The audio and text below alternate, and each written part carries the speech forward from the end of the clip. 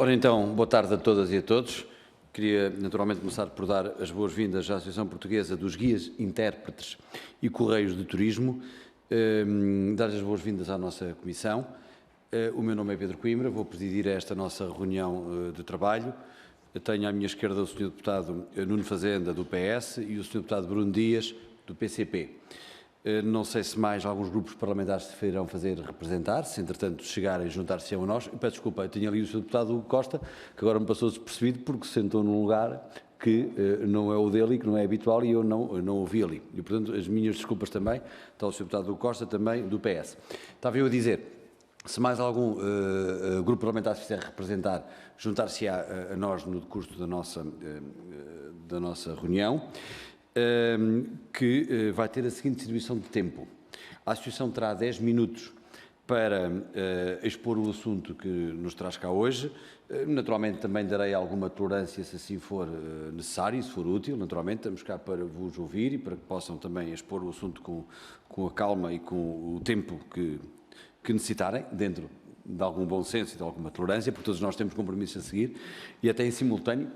E, portanto, vamos ter que nos ir dividindo. Depois, cada grupo parlamentar representado tem 3 minutos para colocar as questões que assim entender e a Associação terá novamente, no fim, 10 minutos para responder às questões que são colocadas. Estes 10 minutos, também, se assim o entenderem, podem partilhá-lo entre vós, dividindo a intervenção, se assim entenderem, se assim for útil. Posto isto, damos então início aos nossos trabalhos e daria a palavra para que pudessem começar. Faz favor. Mais uma vez, muito boa tarde e os nossos agradecimentos à Comissão Parlamentar de Economia, Inovação, Obras Públicas e, se calhar, esqueço-me de habitação, por nos receberem em vossa casa e também aos senhores deputados aqui presentes. Eu gostaria também de apresentar os meus colegas, à minha direita, Francisco Bessa, que é Guia Intérprete Nacional, também é Correio do Turismo, que a nossa associação representa ambos, portanto, aqueles que praticam a atividade de Guia Intérprete dentro de portas e aqueles que vão acompanhando os seus grupos para o estrangeiro. A Carla Braga, que também é Guia Intérprete e Correio do Turismo, mas neste caso também é formadora, já há 20 anos, na Escola Superior de Hotelaria e Turismo do Estoril. E o meu nome é Cristina Leal e sou Presidente da Direção da Associação já há 6 anos. E aquilo que nos traz, não é a primeira vez que nos encontramos aqui a falar com os senhores deputados, já que tíamos o ano passado, necessariamente com outra estrutura governamental e com a presença de outros senhores deputados, e continuamos com os mesmos, problemas que, à primeira vista, podem não parecer um problema. Hoje em dia, quando se fala de problemas no turismo, estamos agora com uma situação em mãos que evidentemente nos preocupa. Trata-se de outro tipo de problemas, mas que também gostaríamos de ver solucionados. Antes de mais, explicar um pouco quem nós somos. A AGIC é uma associação profissional, também existe outra entidade em Portugal que representa guias e intérpretes, que é um sindicato, o Sindicato Nacional da Atividade Turística de Tradutores e Intérpretes, que existe já desde os anos 50, e em 2004 percebeu-se que talvez houvesse necessidade de, e todos nós éramos, no fundo, sócios, ou membros do sindicato, havia necessidade de formar uma associação, porque, entretanto, houve uma liberalização da profissão, a grande maioria de nós não era trabalhadores por conta de outrem, tínhamos que, obrigatoriamente, nos constituirmos enquanto trabalhadores independentes, ditos a recibos verdes, e então fazia mais sentido haver uma associação que representasse os guias e intérpretes e não propriamente o sindicato, mas que ainda existe. A associação rege-se pelo Código de Ética de Deontologia, que é conhecido da Organização Mundial do Turismo, que tem, quanto a nós, 3 pontos fundamentais, sendo eles que o turismo contribui para a compreensão mútua e respeito entre os povos, isto é muito importante porque é o que eu vou dizer a seguir, é um fator de desenvolvimento sustentável e é uma atividade que beneficia o país e comunidades receptoras. Estes 3 pontos são muito importantes para o desenvolvimento das minhas questões a seguir. Todos nós, na Associação, somos guias e intérpretes nacionais, portanto, 100% dos sócios. Para além disso, E esta conjuntura em qual estamos envolvidos desde a regulamentação da profissão em 2011, muitos de nós também desenvolvemos uma atividade enquanto correio do turismo. Não era assim anteriormente, temos visto uma evolução nesse sentido, de que, por falta de trabalho dentro do nosso país, muitos de nós também, de facto, além de guia intérprete nacional, também temos, para compensar, evidentemente, aquilo que não existe dentro de Portugal, que trabalhar no estrangeiro. É um trabalho, porque muitas vezes as pessoas chegam ao pé de nós, vocês fartam-se de viajar. Viaja-se, mas não é isso que... Nós estamos ali para trabalhar e trabalhamos muito quando estamos no estrangeiro com grupos. A definição de guia intérprete enquadra-se numa norma europeia, que isso é importante que se diga. Esta norma europeia existe, supostamente devia ser assim para todos os países dentro da União Europeia, e na qual está escrito especificamente que um guia intérprete devia interpretar, e daí que somos guias intérpretes e não guias turísticos, porque essa é uma grande batalha nossa também. Guia turístico não existe, é um livro que nós fazemos e o nosso código de IRS, lá está bem explícito que somos guias intérpretes, interpretamos, daí que pensamos que não há... Falamos muito ultimamente sobre plataformas, apps, mas esta interação entre a pessoa, interpessoal, aquele que visita e aquele que explica, há de continuar. Penso que estão de acordo, também nas escolas de hotelaria, e diz que o guia-intérprete interpreta o património cultural e natural na área específica para o qual possui qualificações. Esta pequena parte da definição é muito importante. Uma outra norma europeia que não está devidamente transposta, a nosso ver, para a regulação em Portugal é esta norma europeia 15565/2008, que nos diz que os guias intérpretes são os representantes das cidades, regiões, países para os quais são qualificados, e deveria haver, em todos os países da União Europeia, uma formação específica para a prática profissional de guia intérprete, seguindo esta metodologia que nos é exposta pela União Europeia nesta norma, que também está explanada nos portfólios que trouxemos connosco. Dentro dos nossos sócios, todos nós temos uma formação base em turismo, sendo ela bacharelatos, porque até 2011 muitos de nós só tínhamos bacharelato. A partir dessa data e também com a renovação com Bolonha, muitos de nós partimos para a licenciatura. Eu vou passar isto rapidamente, mas para além da formação em turismo, muitos também têm cerca de 45%, quase 46%, uma formação noutras áreas. Os graus académicos são variados, entre mestrados, bacharelatos, licenciaturas, temos pessoas também em doutoramento, e a formação académica é muito vasta, portanto, abrange tudo isto.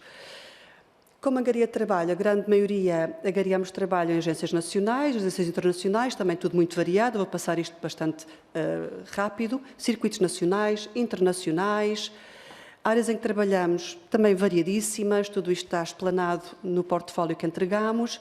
Trabalhamos maioritariamente com grupos privados, portanto, somos os chamados multitask. Um guia intérprete em Portugal, ao contrário de muitos países da Europa, em que os guias são guias regionais ou locais e existem várias formações de vários níveis.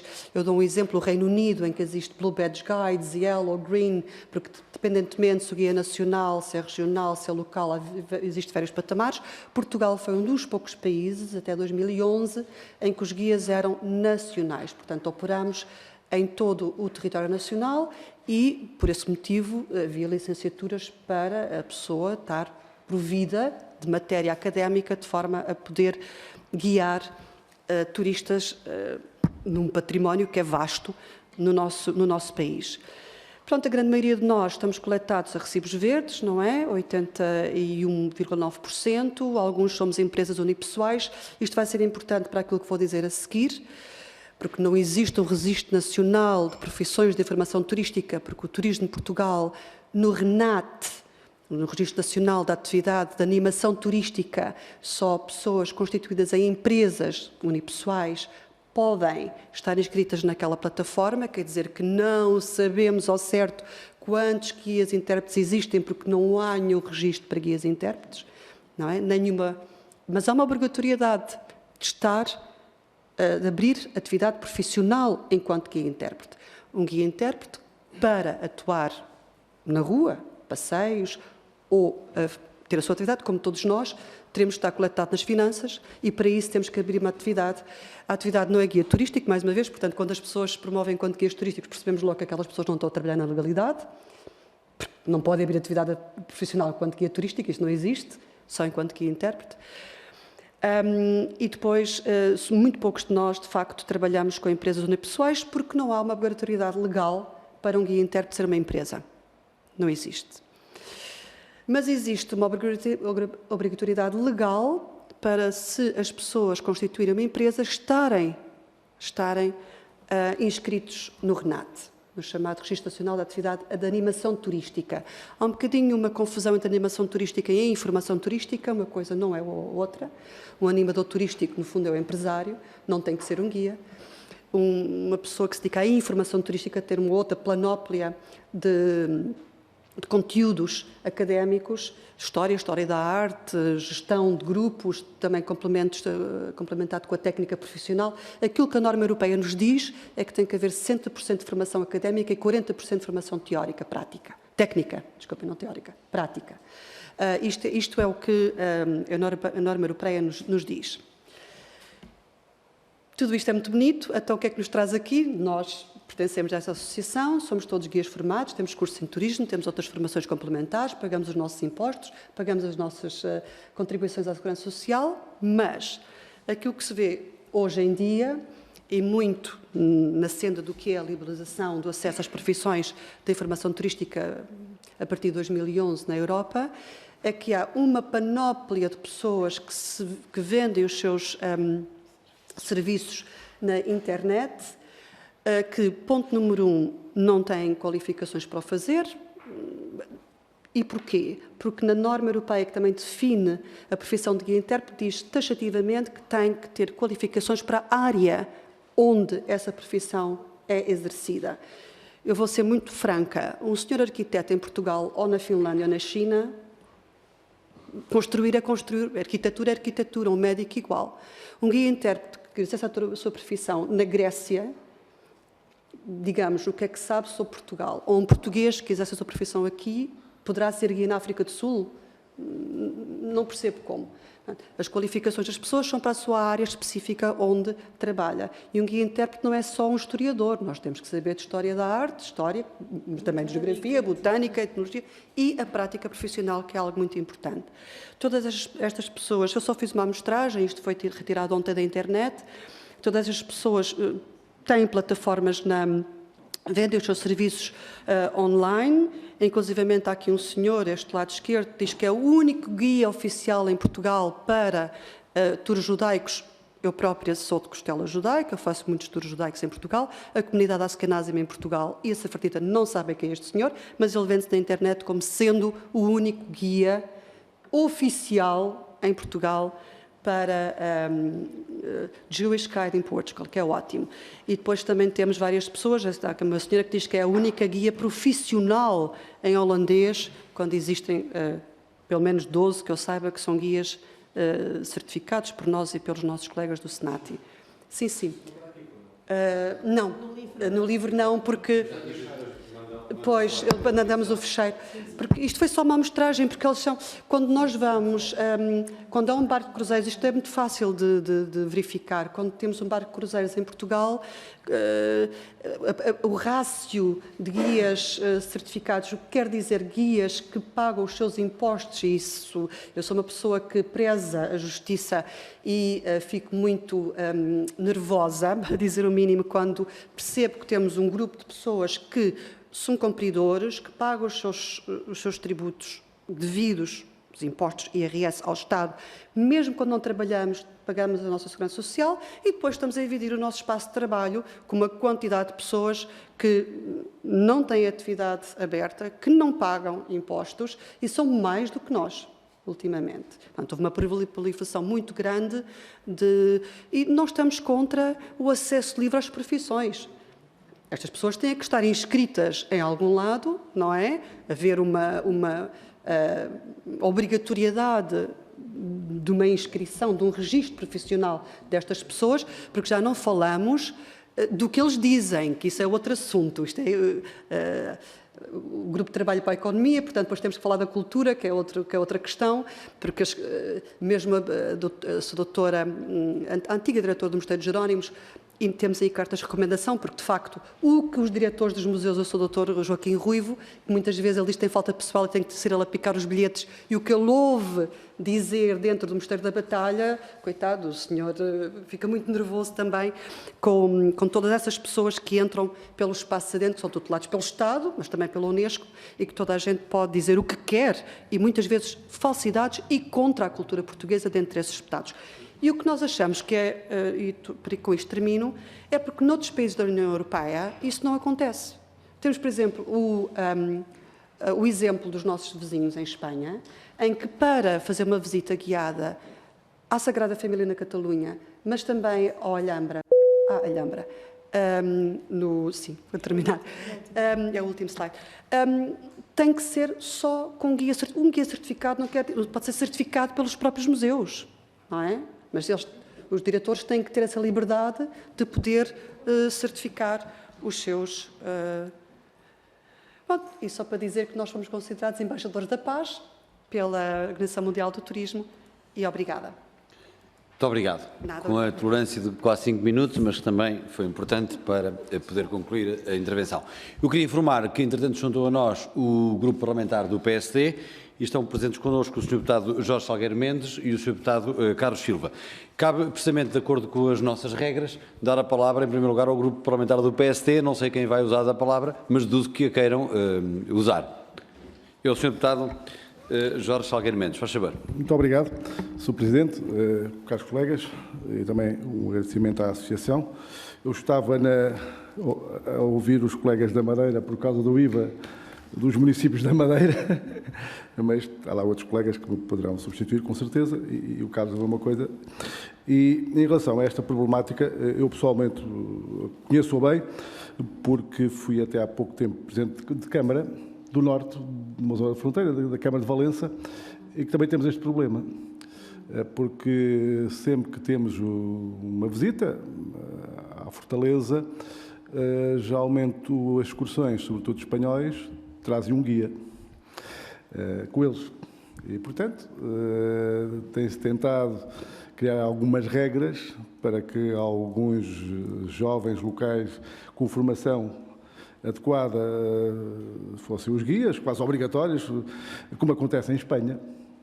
Falou da Sagrada Família, mas se for a Santiago de Compostela, mesmo no Obradoiro, ninguém fala, a não ser um guia certificado local. Portanto, podemos levar um guia connosco, mas chega lá o nosso guia, se for um profissional, já sabe que lá não fala. Tem que pedir ao colega, ou já tem um colega de lá com quem contactou para fazer a visita guiada, então não fala. E, sobretudo nesta altura, com o boom turístico que Portugal tem assistido, era muito interessante, para não dizer vital, que também criassem regras básicas nesta matéria, da certificação, quem é que pode ser profissional nestas áreas, porque isso dignifica o país e as regiões. Porque várias vezes, por exemplo, em frente ao município de Valença, o município tem um relógio fantástico, como há poucos, e muitas vezes os guias, nossos irmãos, dizem aqui agora é um município, mas antes era uma igreja, está lá o sino lá em cima. Não, nunca foi uma igreja, aquilo foi uma prisão, noutros tempos, não tem nada a ver com o assunto. Apesar de termos folhetos e pequenos guias de apoio, o que é facto é que muitas vezes assistimos a essas considerações que pouco abonam o nosso património e o nosso turismo. E, portanto, as vossas sugestões, reivindicações, têm toda a razão de ser. Há pouco estava a segredar aqui ao nosso colega da direita, ao Bruno, por exemplo, hoje em dia em Lisboa, um condutor de tuk-tuk que é um guia turístico. Eu não quero dizer sem informação, senão, além de conduzir, também faz em várias línguas, é um poliglota, ou com a gravação. E, portanto, acho que à altura também criámos algumas regras para que não só a vossa profissão seja mais dignificada, em termos legais, mas também para nos acautelarmos, para que se leve de Portugal uma boa experiência em termos turísticos. E, portanto, tomamos boa nota das vossas sugestões e, com certeza, daremos seguimento ao processo. Obrigado. Muito obrigado, Sr. Deputado. Dou então a palavra ao Sr. Deputado Nuno Fazenda, do PS.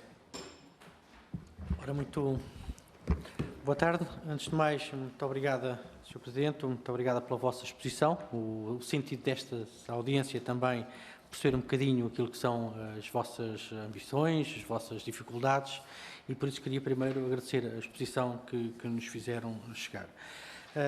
Dar-vos conta que toco num tema que é pertinente, que tem que ver com aquilo que é a qualificação dos recursos humanos numa área que é crítica, que é o turismo para a economia nacional. Como sabemos, o turismo é a maior atividade económica exportadora do país, representando cerca de 18% do total de exportações de bens e serviços, e que tem vindo a crescer ao longo dos últimos 10 anos, de forma muito sustentada e não tem sido episódico esse crescimento. O Governo, na anterior legislatura, elaborou uma estratégia que é conhecida de todos, a Estratégia Turismo 2027. Essa estratégia foi debatida em todo o país, nas diferentes regiões, com públicos, com privados, e uma das... tem que ver aqui um bocadinho com o tema que estamos aqui a falar, emergem dois pontos-chave que eu gostaria de partilhar. Em primeiro lugar, que um dos ativos estratégicos para o país, considerados nessa estratégia, é precisamente a história e o património, a cultura.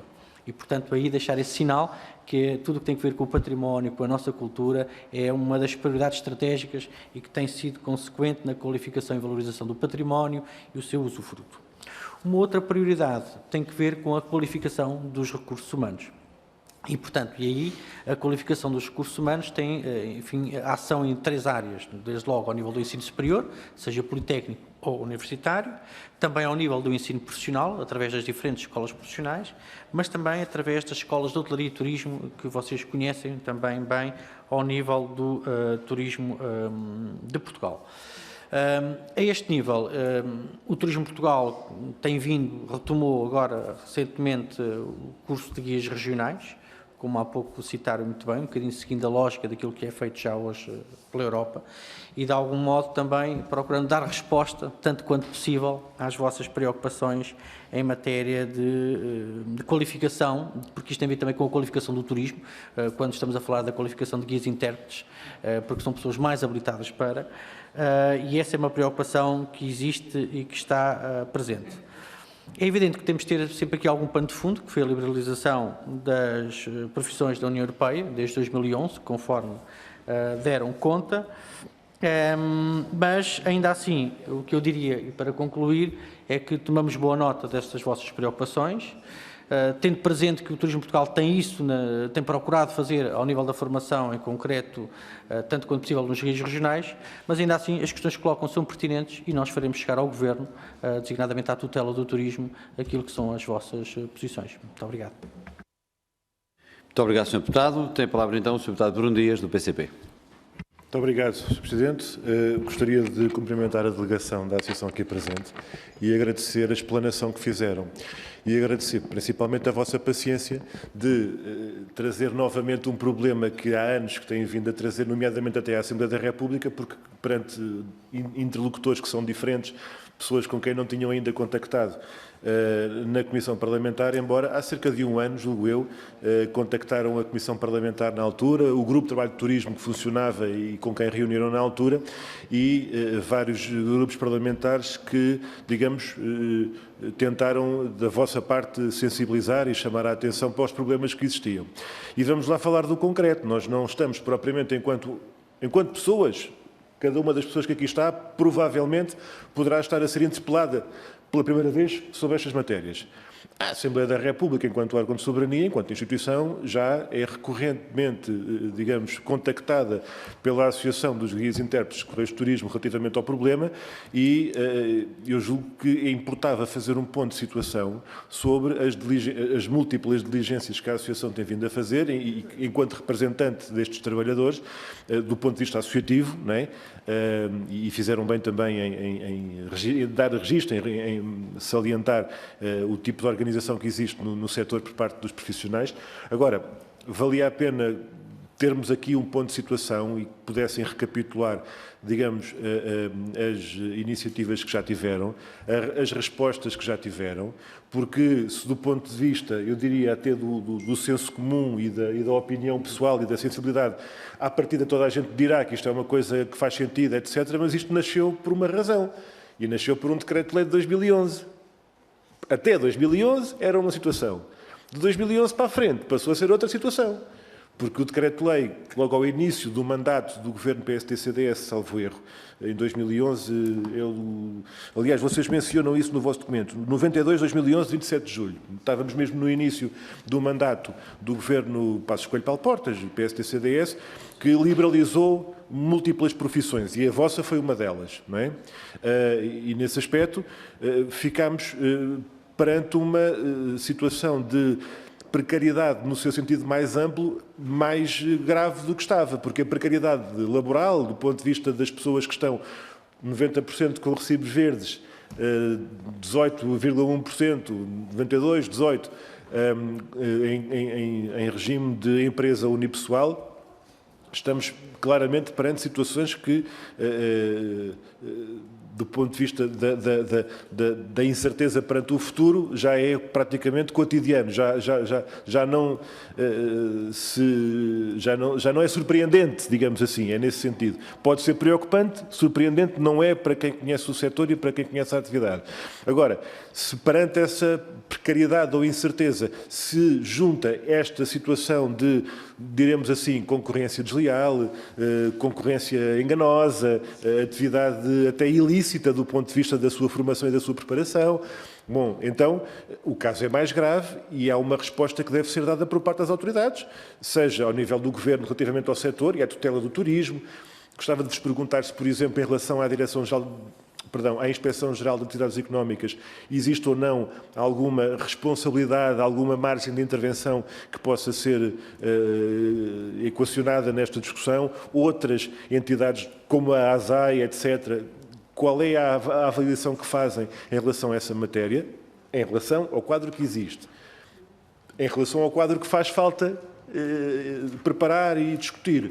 É, de facto, um trabalho que importa desenvolver e portanto, como nós na altura salientámos e alertámos, a liberalização, ou este quase ultraliberalismo que na altura se impôs para dizer que isto agora a concorrência vai fazer muito bem, mas pronto, depois o resultado foi este e depois, como dizia alguém, na prática a teoria é outra, não é? Pronto. Dito isto, gostava, para terminar, de vos pedir que pudessem voltar ao tema dos correios, turismo e, portanto, aquela articulação entre o profissional que acompanha o turista e vai ao estrangeiro e que chega, digamos, ao destino e qual é o seu papel, versus o correio do outro país emissor que acompanha os turistas que chegam cá e qual é, digamos, o âmbito de intervenção que pode ter.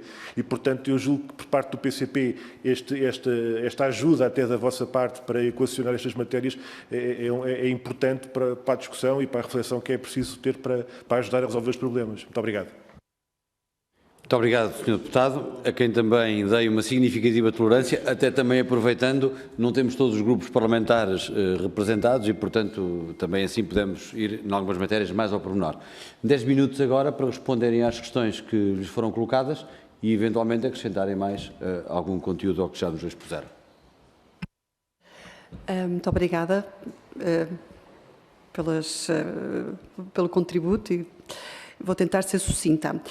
Quanto à sua questão de Correios de Turismo versus guias intérpretes nacionais, eu depois irei dar a palavra à minha colega Carla Braga, porque ela, de facto, trabalha muito na Finlândia e em imensos países e pode dar o melhor conteúdo. Eu trabalho na Irlanda e vou agora para o Vietnã, mas pronto, na Ásia é um bocadinho diferente, nós estamos a falar da União Europeia e convém perceber. Vou para o Vietnã, sim, com máscara. Agora no final do mês. Bom, no que respeita no diploma de 37/2015 de 10 de março, supostamente seria criada uma comissão de regulação de acesso a profissões denominada CRAP, não é? que nunca foi criada. Se esta comissão, nós andámos à procura dela no Ministério do Trabalho, diziam, vá ao quinto andar, agora deixa o primeiro, nunca a encontramos. Por e-mail, para trás e para a frente. Se esta comissão de regulação das certas profissões fosse criada, já era um passo em frente. E o que é que nós, enquanto associação, desejaríamos que fosse vertido para a lei? Não estamos a falar de uma regulação à antiga, porque percebemos que, de facto, a tendência europeia é para uma liberalização, mas há que também criar alguma regulação na expectativa que o cliente tem quando acede a um site na internet, porque hoje em dia toda a gente se vende através dessas plataformas, e se vende a pessoas que põem lá o logotipo do Turismo de Portugal, mas e onde é que depois estas pessoas vão fazer a sua queixa se aquele serviço não corresponder às expectativas? Nós recebemos essas queixas na associação, nós remetemos para o Turismo de Portugal, não sei se o Turismo de Portugal responde ou não responde às queixas que não são chegadas. Estivemos hoje de manhã com a senhora Secretária de Estado do Turismo e ela disse para fazer também, se calhar, a Secretaria de Estado essas mesmas reclamações. Portanto, tem que haver aqui uma forma também do próprio cliente se poder defender, não é? Isso é constitucional, se as coisas não correram tão bem para o lado deles enquanto prestação de serviços da pessoa que se vende daqui e dali. Portanto, para nós era importante, de facto, haver alguns princípios base de quem são as pessoas que estão... Uma coisa tão simples como haver, de facto, a obrigatoriedade desse registro enquanto que intérprete, e vamos vendo. Qualquer pessoa pode chegar a qualquer sítio das finanças, não é? Eu agora só estou a lembrar da palavra bureau, a uma repartição das finanças e chegar lá e dizer eu quero abrir atividade como guia intérprete. Pronto, tudo bem. Mas se esta pessoa, durante 10 anos, não oferir rendimentos e não oferir rendimentos de outro lado qualquer, a mim, enquanto autoridade tributária, acharia que tinha aqui motivo para fazer uma inspeção. Ou, de facto, um registro nas finanças, ou no tal RENAT, se a pessoa se constituir como empresa. E isto é matéria para a ASAI poder desencadear uma inspeção. É muito simples, basta estar ali à porta do Mosteiro dos Jerónimos, na bilheteira, ou na bilheteira do Mosteiro da Batalha, e dizer, então, muito bem, a senhora vai fazer uma visita guiada, deixe-me cá ver o seu início de atividade. Aqueles que não estão inscritos, enquanto com o início, não estão a trabalhar dentro da legalidade, é impossível. Não é? Como é que uma pessoa paga impostos se não está escrito lá nenhum? Pronto. E sim, nós já contatámos a ASAI, mas a ASAI o que nos põe é isso mesmo. Como é que eu vou fazer a inspeção se não há obrigatoriedade de coisa nenhuma, nem de registro, nem de certificação, nem o que é que nós vamos alegar para poder fazer esta inspeção? Portanto, isto é uma pescadinha de rabo na boca, não é? Pronto. E o que nós vemos, de facto, é esta proliferação de pessoas que não pagam nada, que agem... E mais, olham para nós como quem diz, coitadinhos de vocês que têm que pagar e nós não. É porque ainda por cima, quando eu estou ali no Largo do Carmo, junto a todas estas pessoas, ainda olham para nós com um ar de como se fôssemos, desculpa a expressão, totozinhos, porque eles é que estão a trabalhar sem pagar nada, etc. e tal. Bom, a formação é importante. Eu percebo que para o Turismo de Portugal, eu também tenho falado várias vezes com o Dr. Luís Araújo sobre isso, e diz, mas se nós, enquanto Turismo de Portugal, vamos certificar, isto quer dizer que vamos outra vez regular. Eu não percebo como, porque pode haver profissionais certificados e não certificados. Uma certificação não é uma regulação, isso depois depende do consumidor. Querer aquele guia que paga 5 euros por uma visita, mas que não é certificado e não tem formação, ou enquanto consumidor eu dizer, mas eu prefiro pagar por um guia certificado, com certeza que há de ser um preço diferente, mas eu, em consumidor, tenho a hipótese de escolha. A certificação não é obrigatória? A certificação é voluntária, sim. Nós já fazemos essa certificação, porque eu percebo que é muito difícil tornar a regular o mercado. Toda a gente na Europa hoje em dia é para não regulação e nós já nem pedimos isso. Já nem pedimos uma regulação. Nós pedíamos era que houvesse, pelo menos, uma certificação. Nós fazemos isso interpares. O Turismo de Portugal pode delegar, por exemplo, na Escola de Hotelaria. Por que não? Pode delegar numa escola essa certificação. Nós fazíamos antes. Pois, antigamente se fazia-se. Sobre os guias intérpretes, a certificação de guias intérpretes. E não vai de encontro àquilo que é a lei europeia da desregulação. Quer dizer, era simplesmente a pessoa que poder escolher entre uns e outros. E esta formação para guia intérprete deve seguir a norma europeia, que é 60% académico, 40% prático. E o 40% de prática devia ser ministrado por um guia intérprete no ativo. Não faz sentido que não seja. Por isso é que a colega Carla Braga faz a formação para guias e intérpretes na formação turística na ESTE, porque a ESTE, a Escola Superior de Turismo, de Hotelaria e Turismo do Estoril, a nosso ver, hoje em dia, é a única, nem o Turismo de Portugal com os guias regionais faz isso, porque as pessoas que estão a dar a formação teórica, tudo bem, são académicos, mas a formação prática não são guias. E devia ser, porque são as pessoas que estão no terreno e que a norma europeia diz que tem que ser guias no ativo. Portanto, não é alguém que deixou de ser, a Carla é guia no ativo. Portanto, espero ter respondido e vou passar só de um minuto a palavra, se ainda puder ser, Sr. Presidente da Mesa, à colega Carla Braga. Muito obrigado. E gostaria apenas de portanto, frisar este aspecto que a minha colega acabou de referir da formação. Tem aí no portfólio, por exemplo, a Rota do Românico, e que está provado que já criou muito emprego, muito desenvolvimento turístico numa região que não era tão procurada turisticamente. A Rota do Românico formou os seus próprios guias e intérpretes do território e, para isso, fez uma formação na Escola de Hotelaria do Porto, ao qual, para essa formação, recorreu a guias e intérpretes nacionais, portanto, no ativo, para essa formação prática, e a formação académica foi dada por professores universitários de História, etc. Portanto, nós temos esses bons exemplos, essas boas práticas portuguesas que deveriam ser estendidas ao resto do território.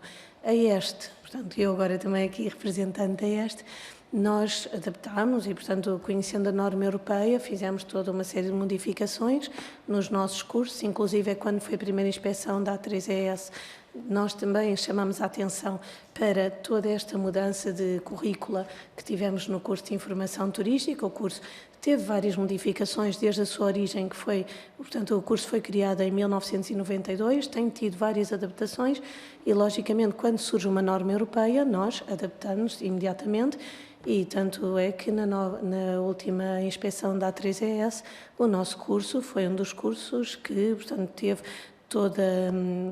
portanto, aceitação imediata e está muito bem, digamos, qualificado dentro do panorama nacional, precisamente devido aos resultados que temos obtido. Todas as semanas temos visitas de estudo práticas com os nossos alunos e antigamente o Turismo de Portugal também utilizava a nossa escola, portanto até 2011, para fazer exames, por exemplo, a cidadãos russos que vinham cá e que tinham que fazer o exame. E era utilizada a nossa escola para isso, portanto, pedido através do Turismo de Portugal. Portanto, se já tivemos essas práticas, poderíamos voltar a ter, ou nesta escola ou noutra, mas realmente precisamos dessa certificação, porque, por exemplo, no meu caso, que sou professora dos futuros guias, muitas vezes, e todas as aulas, os incentivo que, além do curso de guia, para complementarem conhecimentos de várias índoles, como a minha colega mostrou, nós todos guias somos muito ávidos de saber e temos outras licenciaturas, outros graus académicos e, portanto, fomentamos os nossos alunos nesse sentido. O que depois eles acrescentam é, mas aqui na rua estão aqueles que nem têm o curso de guia e que também dizem.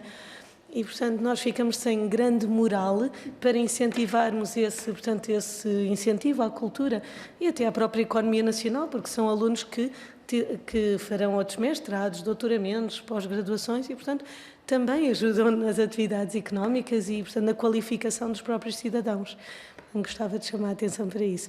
Quanto à atividade dos Correios de Turismo, e o meu colega também somos todos, quando nós trabalhamos lá fora, estamos cientes não só a nível da legislação, mas também de códigos éticos, morais, e, portanto, não fazemos lá fora aquilo que também não gostaríamos e que não gostamos que nos façam cá. Portanto, quando vem um tour leader ou um correio de turismo estrangeiro para Portugal, hoje em dia, a nível de lei, ele pode atuar, pode fazer a visita onde quiser, mas nós não podemos fazer em todos os países. Primeiro, não o queremos, não é? Por uma questão ética, deontológica. Mas, por exemplo, no meu caso, eu trabalho na Finlândia também. Portanto, pela Associação de Guias da Finlândia que me pediram, tenho uma autorização escrita, faço visitas no Museu Nacional da Finlândia, precisamente, e está tudo escrito, porque tenho uma autorização pedida pela Associação de Guias, porque não têm quadros suficientes e, portanto, como eu tenho uma formação europeia, posso exercer, mas é uma exceção. Nós, normalmente, o nosso trabalho acaba, como o Sr. Deputado, peço desculpa, referiu muito bem, quando nós vamos a Santiago de Compostela, nós temos os nossos colegas, os nossos pares, e o nosso trabalho acaba ali porque temos consciência. Eu já fui a Santiago de Compostela centenas, todos nós, milhares de vezes, sabemos tudo aquilo que os nossos colegas vão dizer, mas eles é que são os guias de lá e estão qualificados para aquela zona, que é exatamente isso que nós gostaríamos que fosse novamente implementado, que pelo menos houvesse respeito, pelo menos nos patrimónios mundiais da Unesco, nos monumentos nacionais. Penso que deveria haver realmente essa legislação novamente, naquilo que nos puderem ajudar, estamos gratos. Obrigada. Muito obrigado, então. Assim sendo, terminamos. Eu reforçava o pedido ou a sugestão que vos fiz no início, é que nos pudessem enviar a apresentação para o e-mail da Comissão, que julgo que têm, não têm, que depois fazermos a distribuição pelos senhores e pelos senhores deputados. Muito obrigado pela vossa presença, foi muito útil o que nos vieram transmitir e estaremos sempre ao dispor. Muito obrigado.